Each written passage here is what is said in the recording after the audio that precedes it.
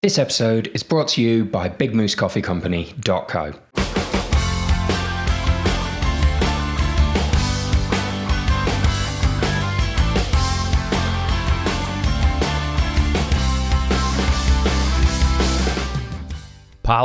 Pals, greetings and welcome to yet another episode of Everything Endurance.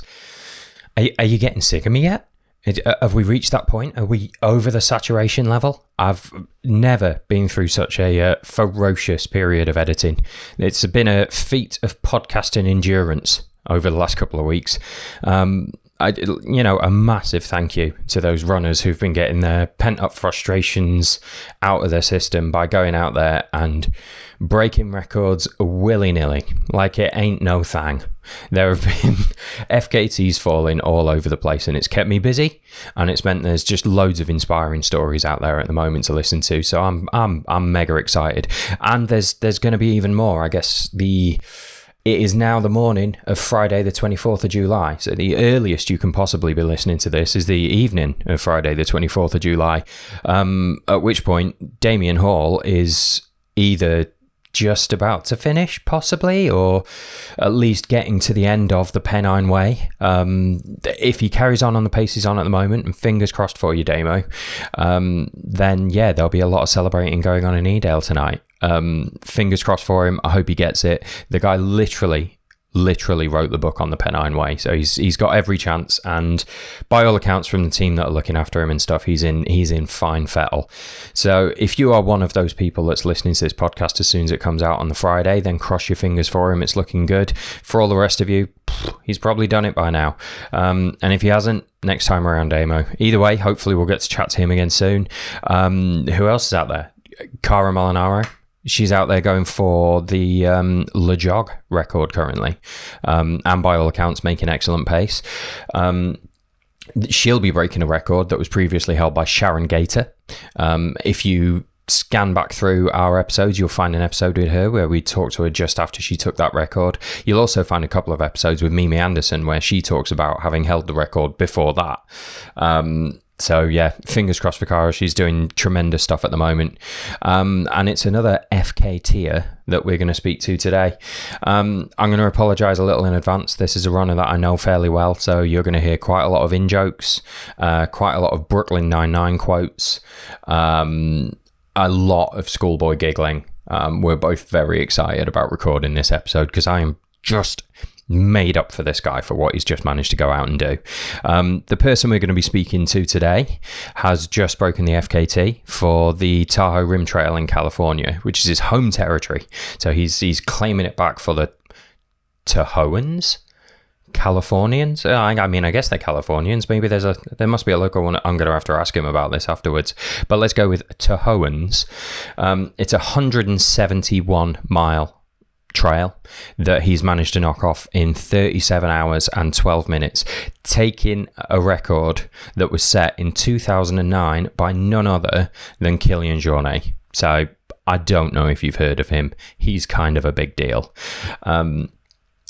Without further ado, today we're going to be chatting to the amazing Adam Kimble.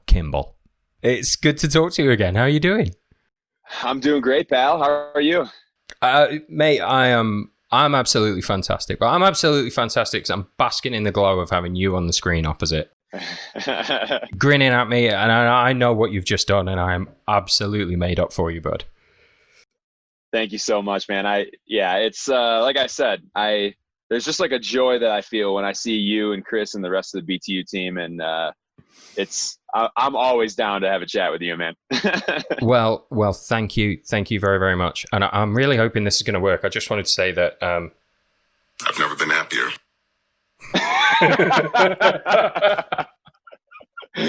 Oh, that's perfect. Yeah, you're welcome, man. I downloaded a Captain Holt soundboard just for the episode.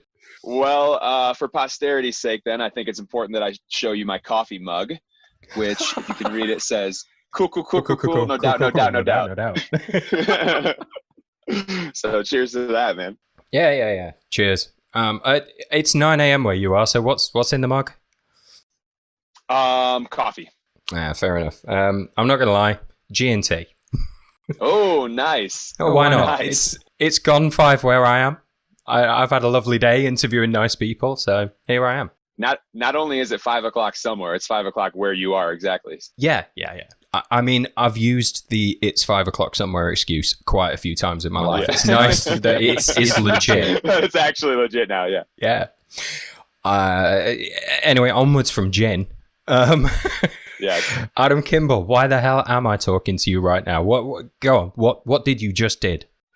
So over the weekend, Friday and Saturday, I set out on my second attempt at breaking the Tahoe Rim Trail supported FKT, which stood for 11 years and was held by a little known guy named Kilian Jornet.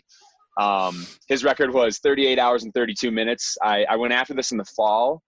And we can talk more about this, but I went after it in the fall last October and completed the 171 miles, but was 7 hours behind his time, and just made a few mistakes. Had a dehydration issue, ran out of nutrition at one point because I missed the crew, and just a couple things that sort of came together to really cost me a bunch of time. And so I was, in the back of my head, I knew going into this year, I knew I wanted to do this again. It wasn't going to happen this year until the pandemic hit, and then some goals shifted, and it seemed like the perfect time to go after it again. So weirdly, this thing that happened that I was so glad to be a part of, like, if not for life circumstances, never would have happened. So it's kind of crazy when you think of it that way. Yeah, I've been hearing a lot of that, bud. Like, the last couple of weeks from me has just been desperately trying to get hold of runners who, for the last few months, it's been no bother. The adventure community has been pinned down in their homes, or some people have been, like, having to isolate and quarantine in really weird and wonderful places, but everyone's been available if I want to talk to them. And suddenly you're all out on the trail again. And records are getting broken left, right, and center. So cheers, man. It's been a nightmare for me. I've never had to edit so many podcasts so fast. Yeah, exactly. You had no idea you were going to be putting out this many episodes, I'm sure. So I couldn't be more chuffed, mate. I love doing this stuff. And right on. Seriously, congratulations. Like, I know it means a lot to you because it meant a hell of a lot to us watching from over here in the UK. Yeah, I appreciate that. And like I told you before we started the interview, these sort of adventures and expeditions tend to bring out the best in people, right? It's like, that's one of the cool things about them. And that's not like I do them because I'm challenging myself and I want to set these really high goals and try to attain them. But a really, really nice fringe benefit is that you see just incredible support and love from people far and wide. And the BTU family was, so behind me through all of this. And that it just it warms my heart, man. It makes me feel really good. I'm really glad. And it's great. If there's one thing I really like about when the BTU people get behind stuff, it's you start getting messages from, we're from Germany and from Japan and Australia and New Zealand. And it's just, you suddenly realize there are people all over the world giving a huge crap about what you were doing in California over the weekend, man. It was great. Yeah, no doubt, man. It's, the family is far and wide for sure. So, not wanting to, make it too much of a downer, but let's maybe go back to October last year. So this is your second attempt. What happened the first time around? Because I didn't realize you've made up over 7 hours between that first attempt and this one. That's huge. Yeah, actually over 8. Yeah. Wow. It was, my first attempt was 45 and a half hours, and this one was just barely over 37. So, dude, from October to here, that's a hell of a lot of progression. It is. Yeah. Yeah. There's like, when I kind of reflect on it, there's a few things that come to mind, that I think made the biggest difference. Heading into the one in October, I think, to be totally honest, I think I was a little burnt. I had run a few too many races, just had, a few too many miles in my legs. And I think I felt fine, but you don't always know how your body's going to hold up until you get deep into something like that, right? It's like, you're not going to know 20 miles in, you're going to know 80 miles in. So you're saying that, like, you said that to me then, like, I'll be able to directly relate to it. I've seen people dying 80 miles into stuff, but I haven't quite ventured that far myself. But thank you for crediting me with that. Well, it's like starting day 1 of the Ice Ultra and then how you feel on day 5 of the Ice Ultra. Think of it that way. There you go. I get that. I'm with you. Yeah. Right. So I just, kind of, it's one of those things where I felt confident going in, but then looking back at it, it was like, I did a little too much. So that was one thing. As far as the run itself back in October, I think the biggest issue that I had was relatively early on. And it was not terrible. It was, it's the fall. It wasn't terribly warm here in Tahoe, but what happened was I hit the hottest section of the course, which is about miles 20 to 60. It's pretty exposed. You're up high. You get up to 3,000 and change meters. And so you're up there, and it's just, even though it's not super hot, the heat can still get to you. Right. And so I hit a point up there where the crew was hitting me at all these major trailheads, but there was one section where they came to meet me like halfway through 2 different trailheads. And it was in a pretty gnarly place. Like you had to do this hike that was straight uphill basically. Wow. And I just had there was just one crew vehicle, and they were kind of running around doing everything, and it just timed out. It didn't time out, I should say. And they just missed me by a couple of miles, and I didn't know exactly where they were going to meet me on the course.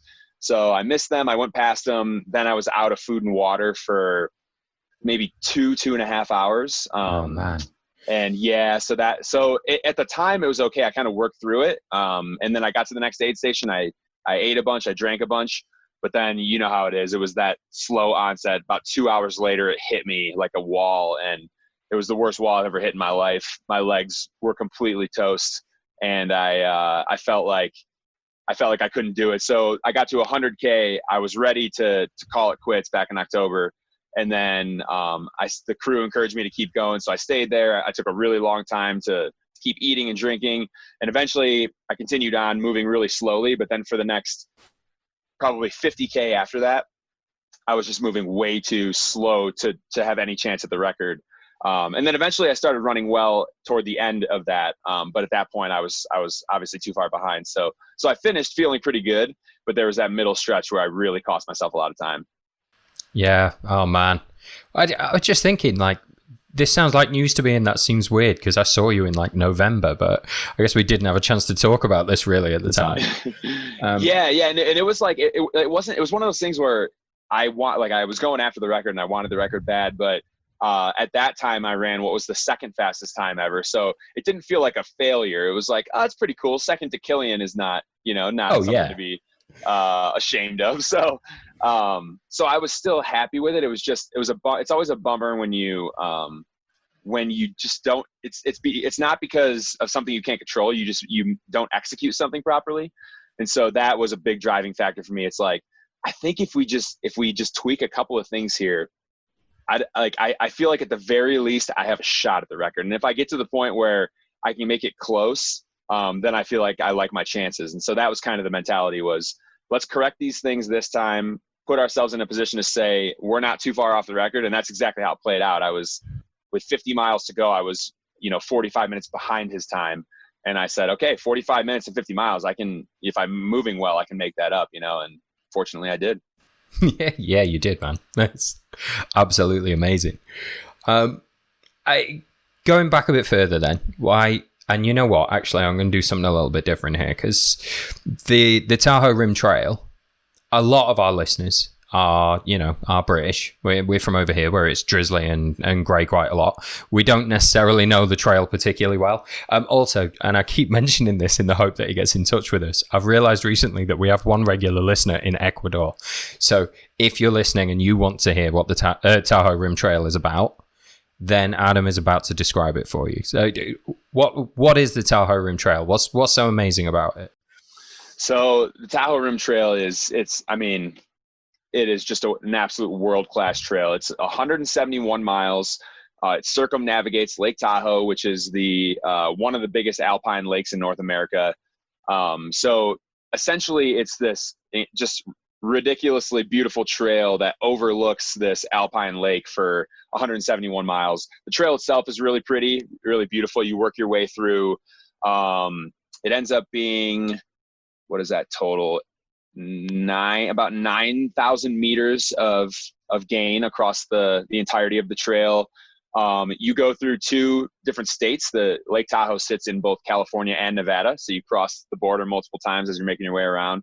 Awesome. And it's just like there's several sections of the course. I guess the east side of the lake is a little bit drier and hotter. The west side is just loaded with lakes and beautiful rivers and streams, and it's just like it's one of the most picturesque places you can imagine. So it's this incredible trail, and there's so many parts of it that are iconic. Like thinking about the best parts of the trail, I could name 10 different spots that if you were coming to Tahoe, I would tell you go and hike or run in these places, and it's all part of the same trail. It's wild. And I would encourage you to carry me there in a papoose of some sort. That'll be good cross training. Yeah, there you go. That's good for both of us. No, thanks, man. That was exactly the kind of description I thought I'd get from you. It's made me want to be there immediately. So, and this is your home territory, right? It is, and that's another driving force for me in going after this record specifically was, it's the Tahoe Rim Trail. I literally, and when I say literally, I mean when I walk out my front door, in under a mile, I can be on the trail. Cool. And so it's like I train on it all the time. Specifically, there's like a 20-mile section that I spend a lot of time on. But it's really my hometown trail, and I know ever since I've moved here almost 4 years ago. There's been, I've talked to a lot of people, and the general consensus for Tahoe locals is that everyone really loves Kilian, but everyone always wanted the record to be held by someone that lives here, and so I kind of felt like I was shouldering the burden for the whole community when I was out there on Friday and Saturday. Oh man, no pressure then. Yeah. So 4 years you've been living on Lake Tahoe now. Did you come for the trail? Like, did you already have this record in mind that far back, or did you arrive in Tahoe and then find out that Kilian had this FKT?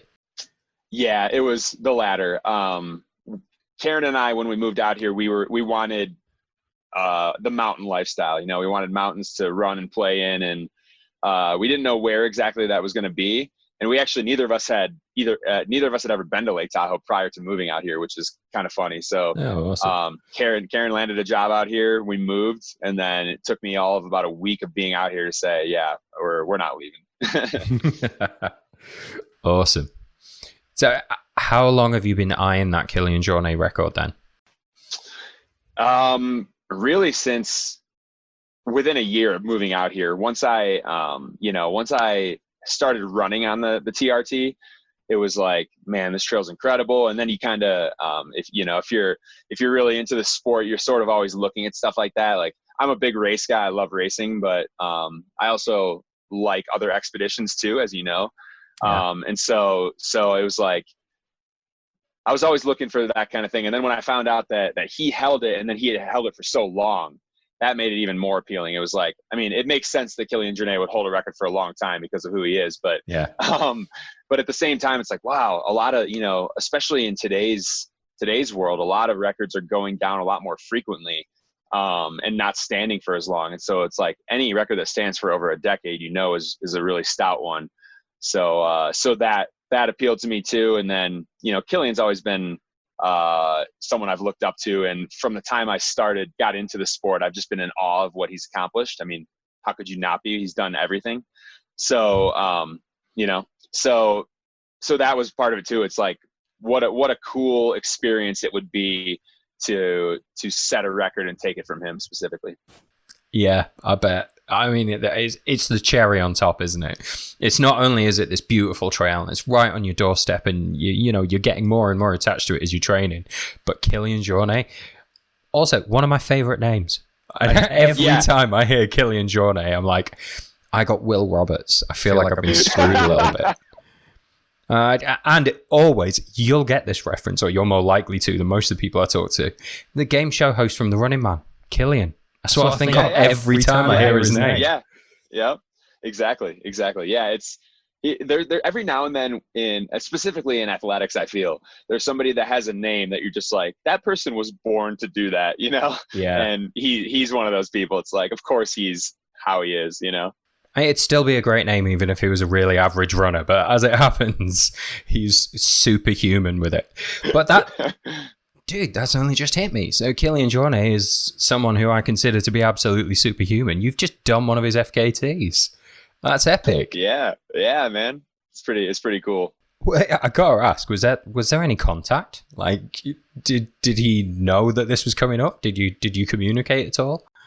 Not ahead of time. I didn't communicate with him ahead of time about it. But after the record was broken, I was pretty chuffed to receive a couple of social media shout outs from Kilian, which was pretty rad. I was fired up about that. So yeah, it was like, I mean, again, it's one of those like fanboy moments, right? This guy that when I got into the sport, I was like, he's like the top of the game, right? As far as male runners, at least. And so just having that experience where he's writing to me on Twitter and Instagram and saying, "Congratulations, Adam! What a great run!" It was a cool moment for me for sure. Oh, mate, that's absolutely awesome. And as a card carrying geek myself, I just be excited about these things. Life's too short to try and act cool. Kilian Jornet just tweeted at you. I'd say that'd be printed out, framed, laminated on my wall. Yeah.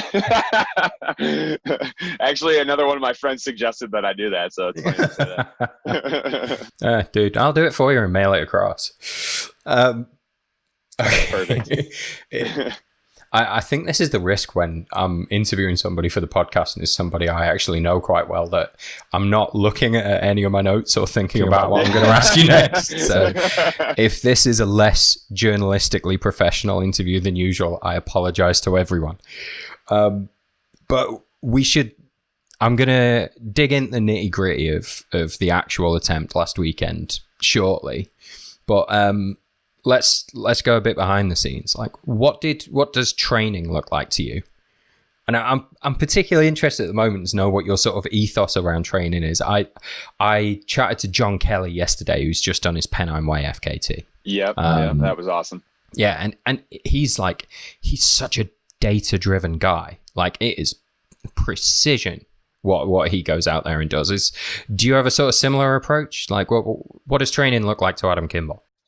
Yeah, similar, but I would say also not. I do a lot of mine is very data and science driven in how I approach training, but at the same time, I'm also and I'm not saying that John doesn't do this, but I'm very much attuned to how everything is feeling and what that means for me. So really the perfect example of this is, like I said, leading into the attempt last October, I felt like I'd done too much. So this time I intentionally went at this with a lower volume approach. I probably cut down 20% on what my volume could have been. Oh, wow, that's significant. Yeah. Like, when I'm training heavily for something like this, it's at least for a handful of weeks, it's regular 100-mile weeks.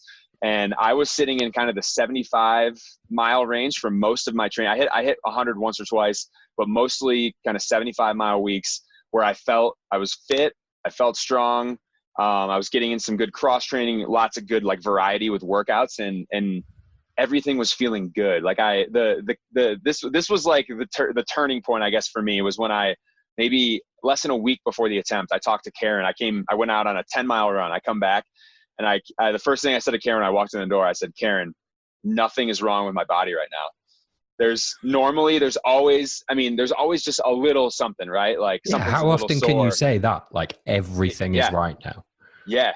And that's really how it was. And there's a lot of factors that go into this sort of thing, but I chalk it up to, I think my body just needed a little more rest. And I think the lower volume approach this time really worked for me. And ended up paying off huge, because I wanted to go into this feeling strong and rested, and I did, and it ended up working out.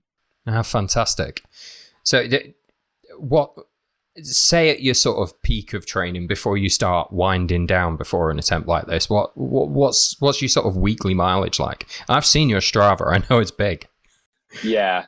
Yeah.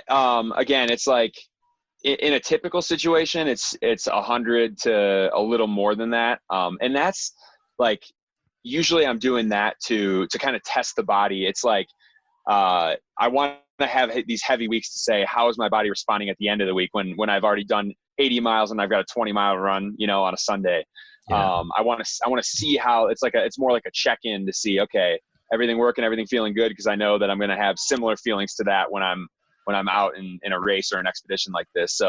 So that's usually kind of the baseline for me. But what I've realized, in the last couple of years, especially, is that I tend to do really well, when I not necessarily look at just, hit this number of miles, but I focus a lot more on time on feet and really variety of workouts. So I'm going out with a specific intention every single workout. It's like, I'm never getting in junk miles. It's either I'm going out for a hill workout, a speed workout, an easy run. And easy runs, a lot of times are about half of the runs that I go on. Sometimes it's a steady state run where it's like a little bit more than easy, but not quite the tempo, like it's just not going out and doing the same thing every time, but going out with intentionality and telling your body, like, this is the focus of today's workout. And I think in doing that, that's really like made me such a stronger runner, because my body responds well to that. It's like you always are working different muscle groups and doing different things to create overall strength. And I've seen a lot of growth for me when I do it that way. So that's a big component for me. And do you put together your own training structure when you're doing it? 'Cause I know you're coaching other runners now. We interviewed Kasia Rozakowska a couple of episodes ago. Yeah. I didn't know that was happening, man. That was really awesome. She just started talking. She was like, "Oh yeah, Adam Kimble's training me now." What? Epic. Yeah. Surprisingly small world. But does somebody train you, or do you manage your own schedule now? Yeah, that's an awesome question. And this is my general thought. Actually, I recently read a book that was talking about coaching and coaching philosophies, and I couldn't agree more with this. But they say in the book that coaches of any kind, it doesn't matter what discipline you're talking about, but coaches of any kind should have their own coach. And the reason why is, if you believe in what you're selling, then you should believe in it enough to have someone else doing it for you. And I think that makes complete sense. It's like, if you believe in the power of coaching, then you should believe that someone can help you by doing that for you. Right. So that's been my mentality. And yeah, my friend, and actually the guy that I coach with. So like, there's me and two other guys here in Tahoe that coach together. Mike and Peter are their names. And we coach for Run on Dirt coaching. And Peter, who started Run on Dirt coaching, coaches me in addition to me coaching alongside him. I just said coaching about 100 times. So, but yeah, it's awesome. And like, sometimes people ask me, what's that relationship like and how is that? And I always tell them it's awesome, because I believe I could coach myself, and do it well. But I think having somebody else providing feedback, providing their info, it's like, would you rather try to solve a problem with two people or one? Right. Yeah. That's basically what it is. And so I know how I train. I know what I need to do, but he just provides that extra bit of, hey, I think I'd like to encourage you to do this, or maybe you can do this kind of a workout or whatever. And it works really well for me. Yeah. Well, fantastic. I've never heard anyone. Well, no, that's not true. You get some people that maybe don't have a great relationship with their coach. People are people, but you just generally don't hear people saying, "Yeah, I've started working with a running coach, and I don't know why I bothered." It just doesn't happen. People start working with someone else who holds them accountable and looks at what they're doing from the outside and sees things that you just can't. Man, yeah. Yeah, and that's for me, like working with Kasia, it's been super fun because every athlete provides something different to a coach. Like they all are working towards different goals. They're in her case in a different country.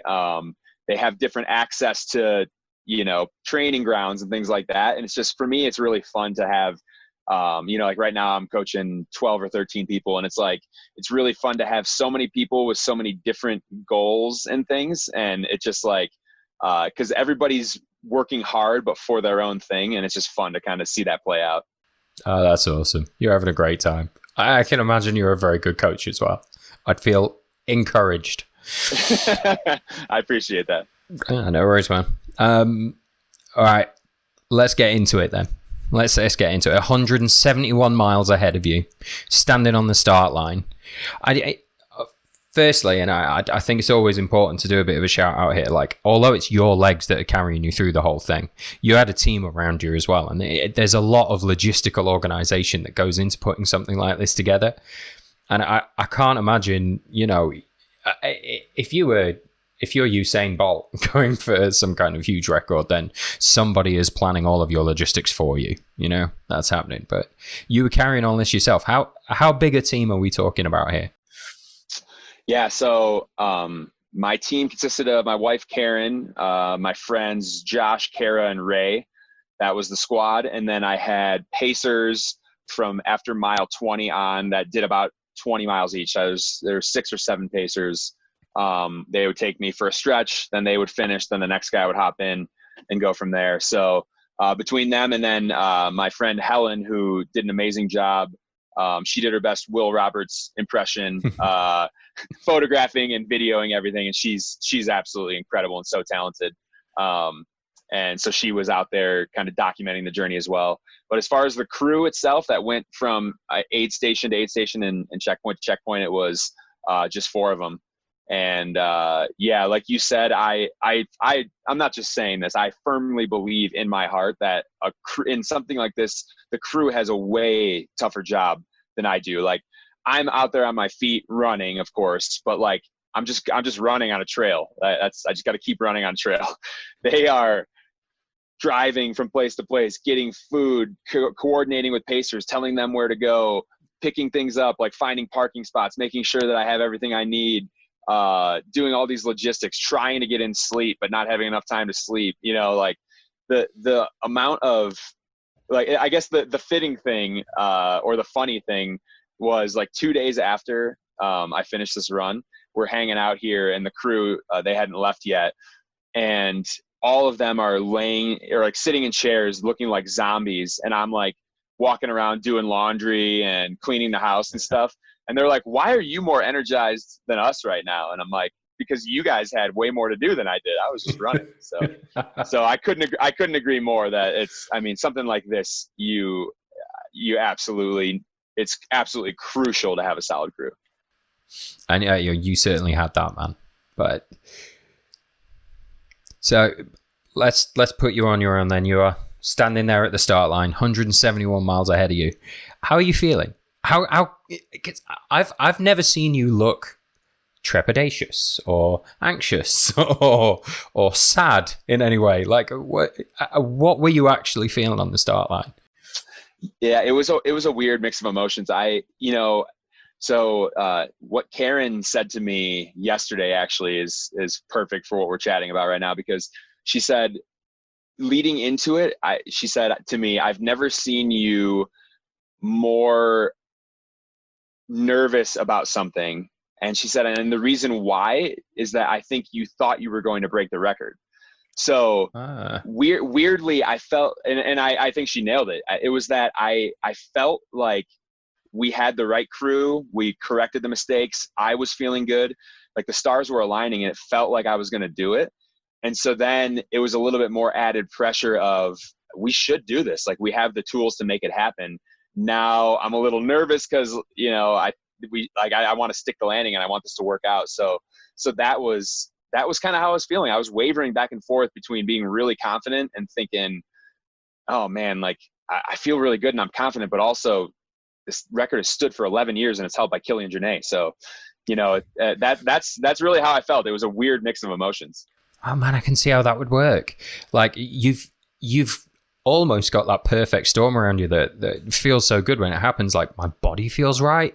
I'm not too tired. My crew have got this nailed. I've done a full recce on this full loop. Like, everything should go okay. But 37 hours and 171 miles is a long time with a lot of variables involved. Yeah. Exactly. Yeah. And the one thing that with the kind of mantra that we were repeating is that nothing's guaranteed in 171 miles. Right. And it works both ways. Like, when things are looking grim and you're thinking there's no way out, it's like, hey, still a lot of time left, a lot of mileage left. You never know what can happen. So try to take care of what you can, control what the variables that are within your control, and then the rest will play out as it will. So as you got into the race, I remember like you talked about the 100-kilometer mark back in October, and you'd already like hit a wall by that time, the first time around. And I think it must have been Karen that was posting as you howled through like the 100-kilometer point this time, and she was so pleased because you look so strong. Like, was that perfect storm that I said about where everything feels like it's come together and I'm feeling good? How long did that feeling carry on? That was that kept me going for a while. I think the first 75 miles went about as good as they could have gone. During that dry, hot stretch that we messed up the first time, this time I had a pacer with me and I didn't back in the fall. So that was huge. And then I also, just to hedge my bet, I had a couple of friends hike up to different points on the course with ice water and beverages and things available for me. And that was enormous, because when you have enough water, when you've got somebody that's there with ice cold beverages on a hot day, it's hard to beat that. So that was a real boost for me. And so that kept me going through the hottest part of Friday, the first day. And so I got to the 100K mark feeling pretty good. And then the next section I ran really strong up to just under 8. It was about 75, close to 80 miles. I was feeling really good. And then when I got to that point, the next aid station around 78 or so, then the sun had just gone down. So that was the first time I was dealing with the darkness. And then I think kind of the excitement of the morning and everything going well sort of subsided. And I started feeling pretty fatigued. So I was feeling tired, both mentally and physically, and just kind of the energy, I think, was dwindling a little bit. And then I started to hit a low patch there for a while, kind of really all the way through Friday night. Yeah. I was moving okay, but just didn't really, wasn't feeling any extra kick in the legs. And I was starting to have thoughts like, oh man, I something needs to change here, Yeah. And so the nighttime was pretty rough. And then I had to work through that and get to where everything was starting to kind of come back around. And it took a lot longer than I thought, but eventually I started to feel the legs come back, and then I knew it was game on after that. Were there any points along the way where you thought, damn it, this isn't going to happen? There were. Yeah. I thought that a few times during the night. Yeah. It was, it's, again, this is kind of a testament to having a strong team, but the pacers that I was with, my friend Mike that I told you I coach with, and then my friend Jeff, those were the two that I ran through during the nighttime segments. And both of them, even though I wasn't feeling good and felt like I wasn't moving too well, both of them were really encouraging and telling me, hey, you're still even though you don't feel good, you're moving okay. You're moving okay. We're not losing a lot of time. And they were really encouraging, and I wasn't really believing it in my head, but they were continuing to push me along.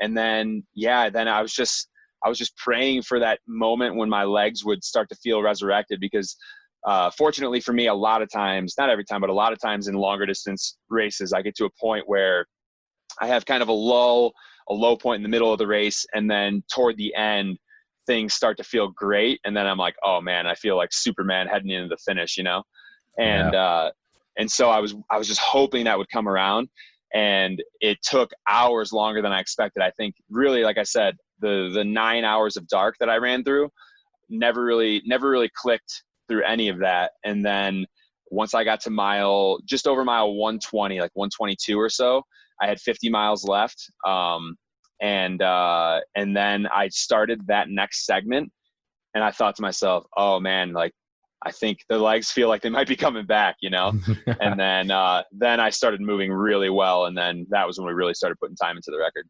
Oh, fantastic. What was it, 50 miles of showboating then from that point?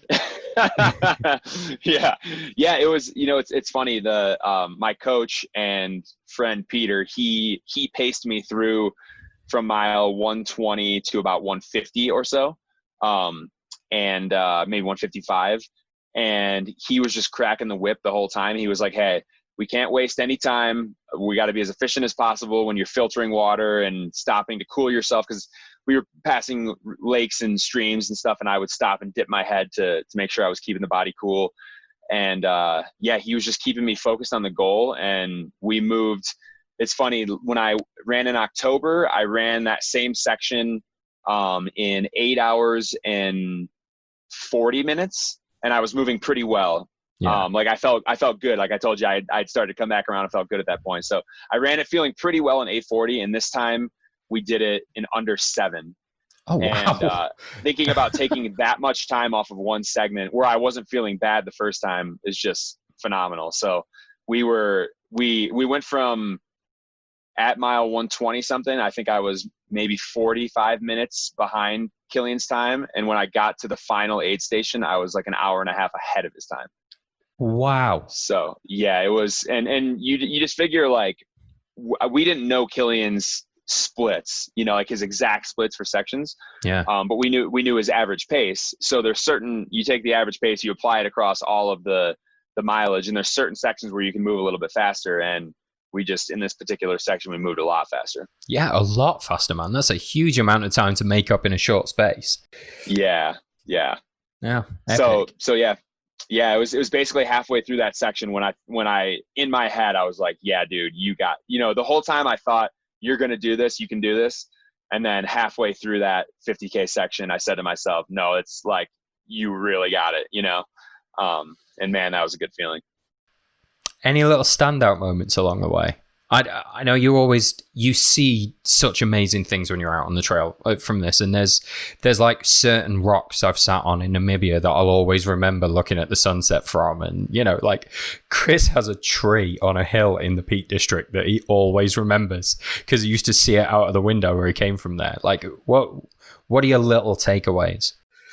Yeah, there's this really pretty peak on the Tahoe Rim Trail called Dick's Peak, and you go up over there's a pass. You kind of do a bunch of switchbacks, and you go up over this pass, and it kind of overlooks. There's a section. The section where I was moving really well is called Desolation Wilderness, and it's kind of this like remote, really pretty lakes everywhere, mountains surrounding the lakes, just like absolutely gorgeous area. So I got up to close to the top of Dick's Pass, and I turned around and I'm looking out. And it was just like so picturesque and so beautiful. And then the cool thing was, at that time, I had a friend whose name is Jacob, who was doing the whole trail unsupported at the same time that I was doing it. And he was going in the opposite direction. So as I get up to the pass, I look back and I see this just incredible view. And then I turn in front of me, and there's a little tree with a log underneath it. And Jacob is sitting on the log. And so wow. I pass him. I'm like, hey man, how's it going? He's like, good. How are you doing? And we talked for about a minute, and then I continued on. But that will forever stick out in my mind. Like seeing that view and then seeing him right there on the log was a pretty cool moment. So yeah, but there was, so many things that stick out. But I have a bunch of things emblazoned in my mind now, and I think. Really the most memorable one was when I came into the final aid station. And it's another pass. So it's like really beautiful. There's wildflowers all around. So I come up to this pass, and Karen and Kara, my crew members, they were the only ones there because the crew wasn't expecting me for another hour and a half to get to that aid station. Wow. And they didn't have any service, so they weren't able to check my tracker to see where I was at. So I roll up. So I'll never forget looking around, seeing the wildflowers, seeing the mountain in the background, and then seeing Karen's face of concern, thinking, why are you here right now? And that one will be a great memory for a long time too. I can imagine. She's looking over thinking he's way too early, something's gone wrong. And then the realization that, no, you're just doing really well. Like, really well. Yeah. It was that was actually really funny. I initially played it off like something had gone wrong, and she's like, because it was one of those situations where she just couldn't figure out why I was there at that time. And then when I told her, it went from serious concern to complete elation. So that was nice. Oh, amazing, man. There you go. I knew you'd have a good answer to that question, and I knew it was going to be good, and that's how I managed to overlook the fact that it started with you climbing up Dick's Pass. I didn't even draw attention to any of the potential innuendo involved in that. That's how moved I was. Exactly. That's amazing. I've got to ask as well. When I was talking to John Kelly, a big thing we talked about was sleep. And I don't know if you've had a chance to hear it, but I did an episode a few weeks ago where I got to talk to a guy who is a sleep expert. It's what he does. He works with like professional footballers and other athletes and looks at how they can maximize sleep and how good it is for their training. And you'd have to listen to him. He knows his stuff. 37 hours, 12 minutes. Did you sleep at all, and did you plan to? No, I didn't. And yes, I plan to. So I had set at a couple of the aid stations, I had built in a little bit of time for the potential to sleep. And I figured I would just sort of play it by ear and decide, am I really tired? Should I stop here, rather than saying I'm going to sleep here? Because a lot of times if you plan for something like that, it's hard. It's not going to work out, or your body's not going to be in a position to do it. So I had planned for that. After the big part of the night section where I told you I was kind of hitting that big low. Yeah. I got into the aid station. It was probably 4 a.m. And so still dark. My body, I was still feeling that fatigue. It felt like everything was primed up for me to get 15 or 20 minutes at least. So I laid down for 10 or 15 minutes and just could not turn the brain off. It was funny though, when I did it in October, I took like a 15-minute nap and that was it. And that was great because I woke up feeling really refreshed. But I honestly think just being close to the record changed my mentality. When I did it in October, I knew I wasn't going to get the record. So taking a nap didn't affect anything really. So this time around, I think that's what it was. I tried, I couldn't do it. And then I was tired for the next section, like feeling a little bit groggy. But then by the time I got to that mile 120 that I told you about, from there to the finish, I felt as good as gold. So, the adrenaline, I'm sure, helped for a large part of that second half. Well, that's, as I was going to say, you were like riding a wave of adrenaline for a lot of that by the sounds of it. But yeah. How does it affect you? Because for the benefit of the listeners that we've got who aren't already ultra runners and maybe can't relate as well to what that feels like, 37 hours awake is a tremendously long time awake if you're sat on your ass watching Netflix. Let alone if you're running 171 miles. So how does that sleeplessness affect you? Yeah, for me, I think it makes me a little bit less efficient because you're just, like I said, I'm a little bit groggy. Like there was one point when I was running into the early morning hours of Saturday where it was starting, the sun was about to come up. And I kind of did like a self check-in where it was one of those things where my body was just doing something. And then for a second, my brain thought about it.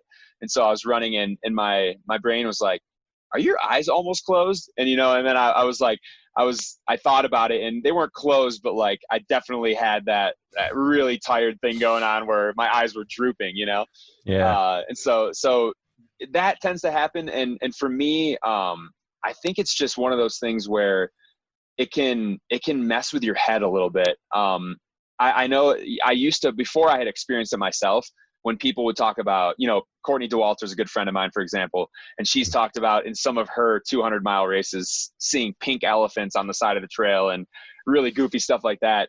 And I always thought to myself, that's so funny because I've never, I just don't know what that feels like. And I've never experienced that. And then once I did, I said, oh my gosh, now I know, you really, your mind really tells you there's something over there, it's not there, but your mind is seeing it, and that was happening to me, especially during the nighttime section. I was thinking I was seeing people on the side of the trail. There were trees and tree stumps that were looking like animals and all kinds of weird stuff like that. So really more than anything, I think the sleep deprivation can cause you to be a little less efficient just because it's taking your mind to other places, right? And what I've found is that what was a huge thing for me was like having pacers with me. That's why when you're doing something unsupported, it's just like that. Some of those unsupported FKTs just blow my mind because that person has to figure it out on their own, right? Yeah. And they've got to deal with it themselves. For me, running with a pacer is so helpful because that person can kind of keep you focused and say, you might say, what is that over there? And they're like, that's just your vision messing with you. Like that's all in your head. Let's keep running, keep focusing, and they can kind of keep turning you back to the goal at hand. And that's always been important for me. So yeah, it's really the sleep deprivation thing is if you haven't experienced it, it's a whole different challenge to deal with because it's unlike anything else in the sport. It's not like it's more in your mind than anything else. And you've got to figure out how to deal with it. And usually the best way you can deal with it is try to get a little bit of sleep. But, when everything's firing and your brain is in overdrive, sometimes it's hard to do that. Yeah. Yeah. When you're about to beat a Kilian Jornet record, it's kind of hard to nod off. I just think that's incredible. There's a level of self-awareness there that ultra runners have that is astounding. That, you can be in a tremendous amount of discomfort, what you would ordinarily have termed pain, but no, you're not injured, and this is normal for how much damage I've done to myself over the last 3 days, and I can carry on with this. You can use your conscious mind to dismiss those alerts that you're getting from your mind.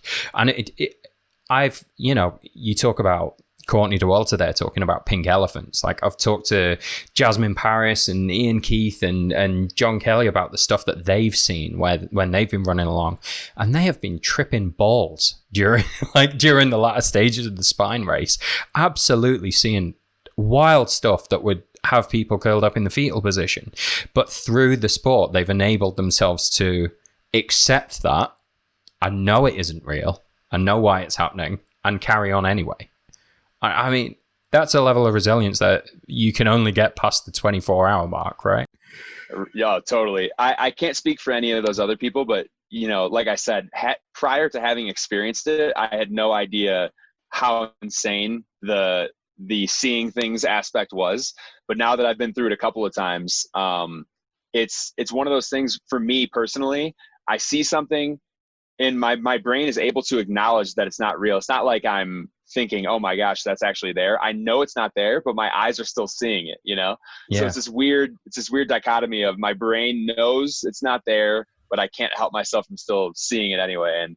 And yeah, it's just another thing that in a situation where you have to run that long without sleep, it's another tool that you have to cultivate, just like any other tool in ultra running, where you teach yourself to work with it and handle it. And that just always comes with experience.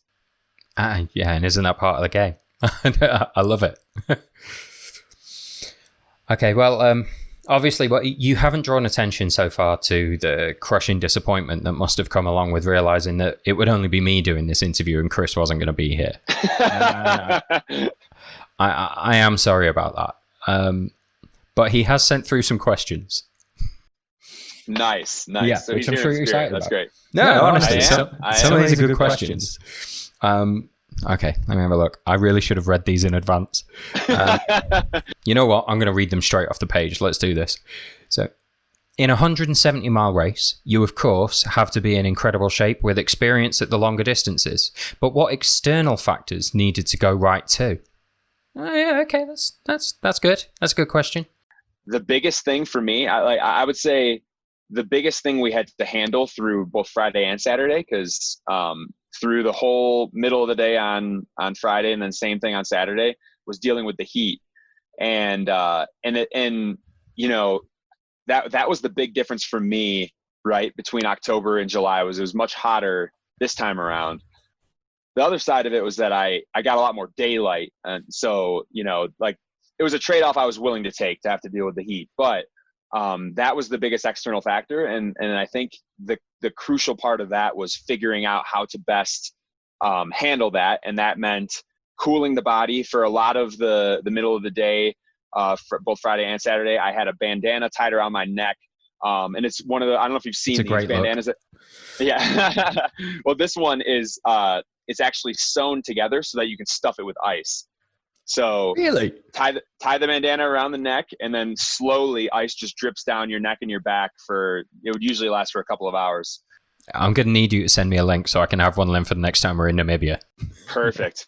I might just bring you one to Namibia. How's that? Oh, I'd be honored. Perfect.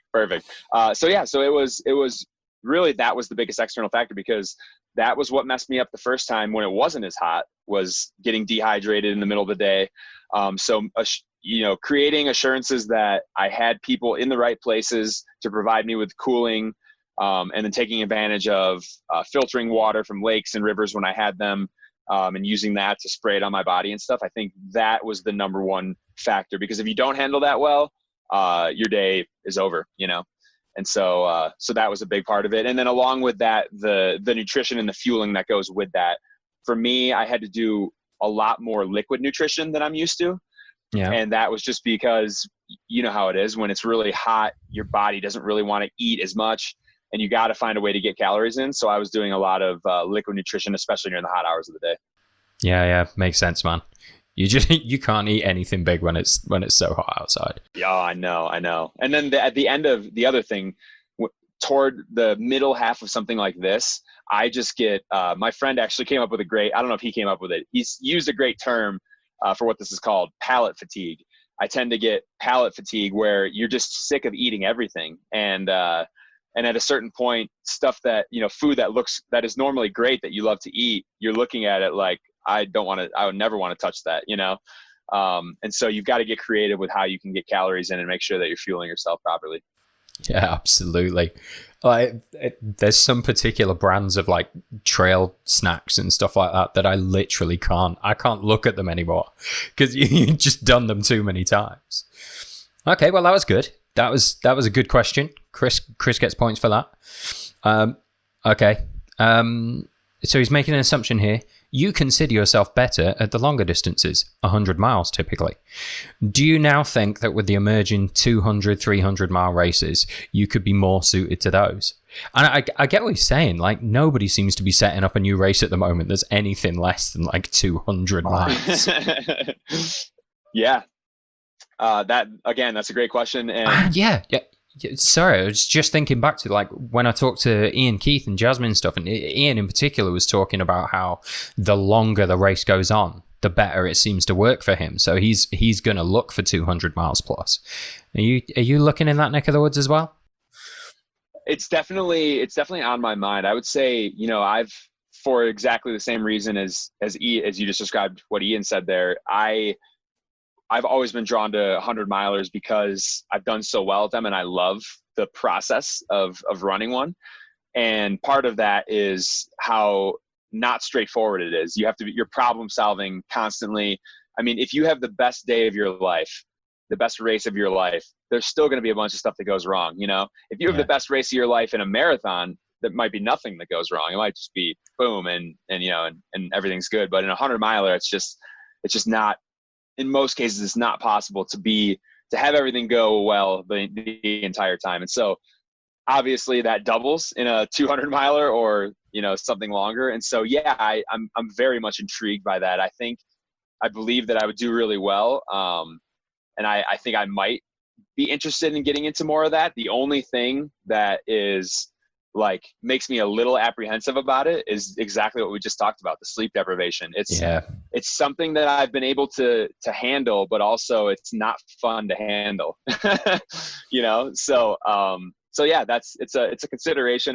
I'm sure it's something I'm going to get into, but it's funny that Chris asked that, because I've been contemplating that over the last few days.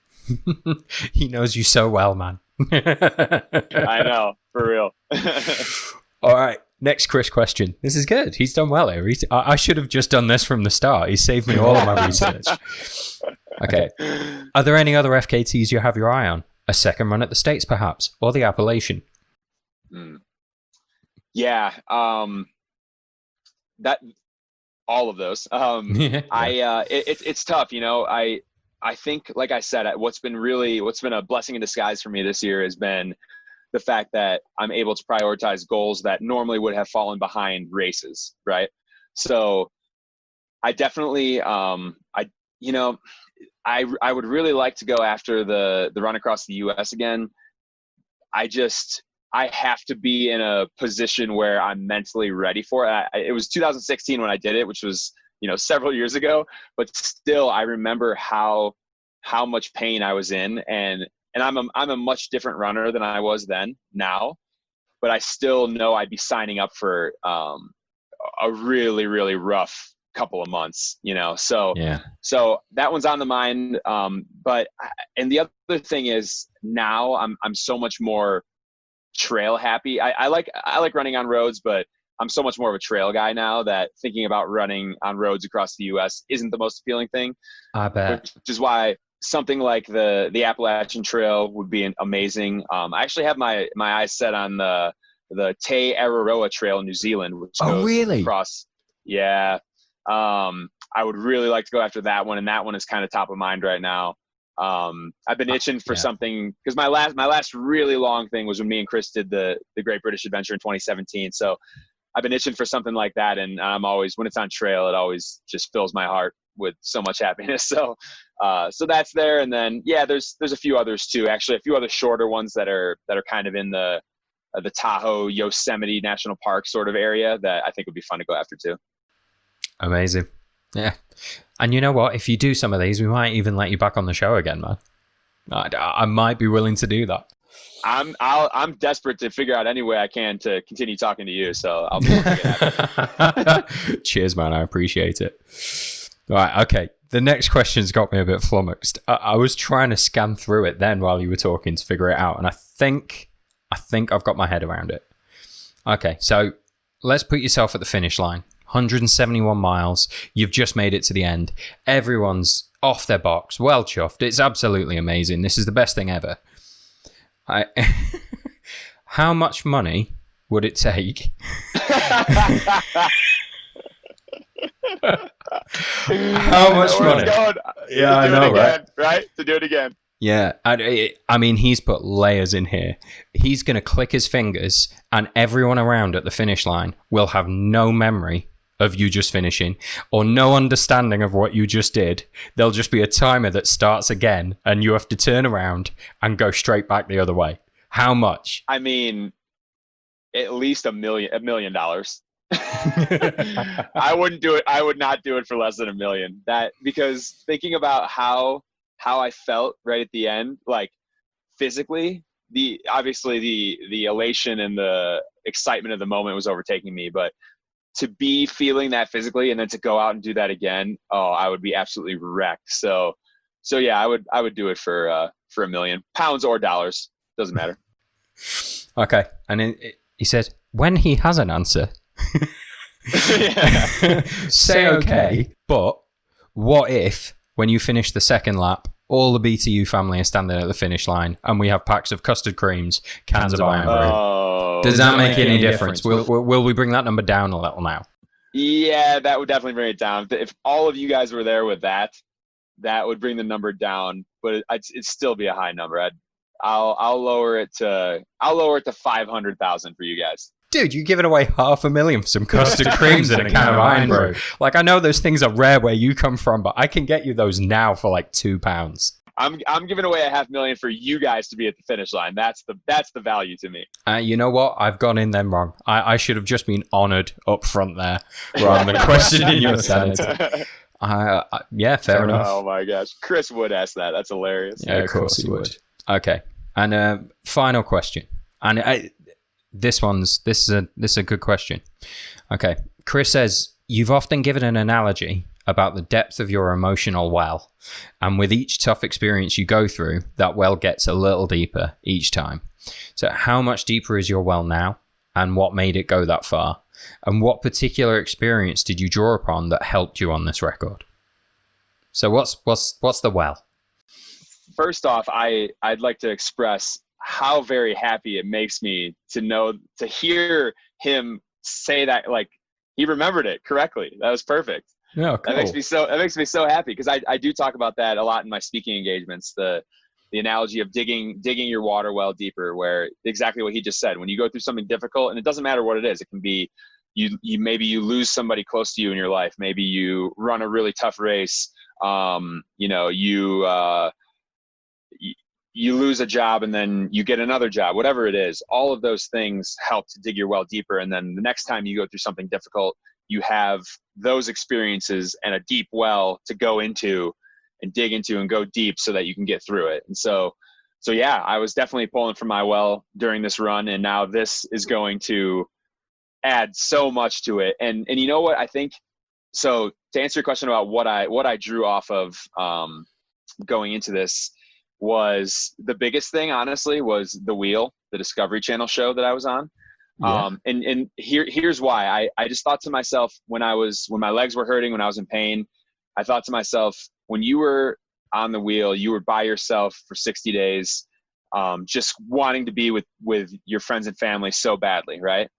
And I thought, I'm hurting right now, but I've got my friend right behind me running with me, and everything's cool. And the rest of my friends are all waiting 10 miles ahead at the next aid station.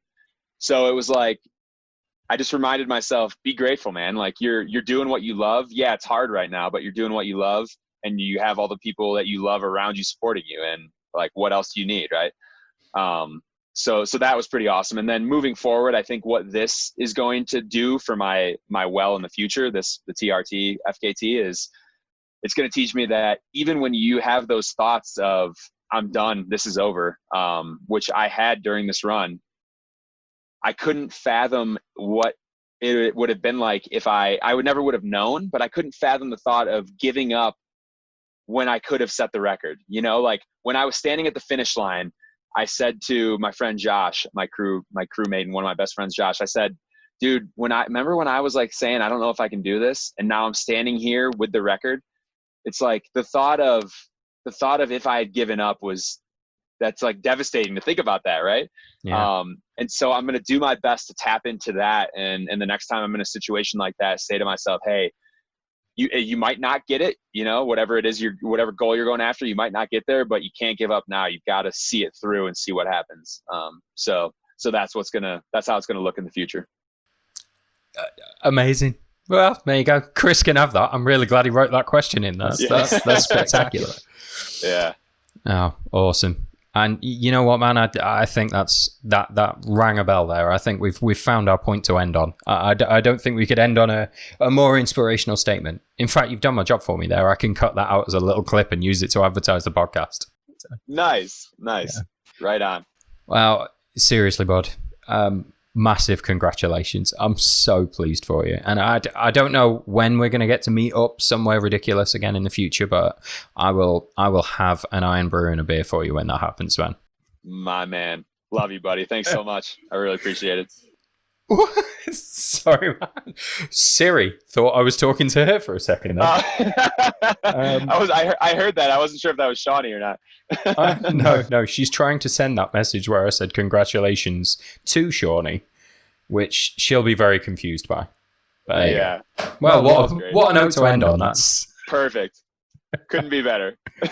Well, dude, I look forward to talking to you again, as always. And thanks for taking the time to chat through to us today. It's been absolutely fantastic.